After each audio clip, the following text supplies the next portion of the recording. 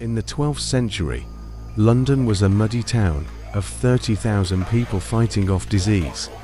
But at that exact same moment, deep in the Cambodian jungle, 1 million people were living inside a machine. This was Angkor, the heart of the Khmer Empire, and the largest pre-industrial city on Earth. It wasn't built on military might. It was built on a dangerous obsession with water. To feed that obsession, they engineered a city that hacked the weather itself. Southeast Asia has a brutal climate cycle of violent monsoons and bone-dry droughts. To survive, the Khmer built the Barre's hand-dug reservoirs, so massive they are visible from space today. The largest held over 2 billion gallons of water. But this massive grid wasn't just for drinking, it was an economic engine. By capturing the monsoon floods, they could irrigate their fields during the dry season. While neighboring kingdoms starved, the Khmer harvested rice 3 times a year.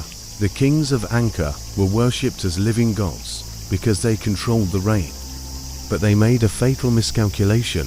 They over-engineered their world. And perfection has a fatal flaw. It cannot adapt. Modern tree ring data reveals that in the 14th century, the climate broke.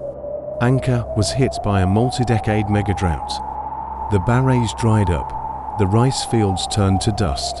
1 million people looked to their god-kings for water, and the kings had nothing to give them. Yet, the drought wasn't what actually killed the city. It was what came next.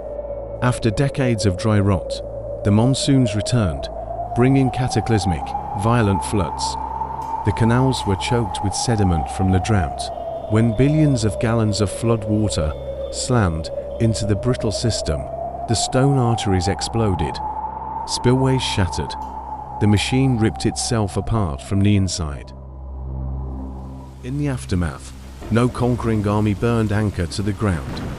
The Khmer Empire wasn't defeated by swords, but by their own infrastructure. The water grid was completely destroyed. Rebuilding it would take decades, and they didn't have the food to survive the wait. So, 1 million people made a silent choice. They packed up their belongings and simply walked away. With the humans gone, the jungle moved in to reclaim the stone, the canals filled with dirt. For centuries, the West thought Angkor was just a myth until explorers stumbled over its bones. Angkor remains a chilling warning encoded in stone. We can engineer the rivers, we can hack the earth, but we do not conquer nature. We only leave space from it.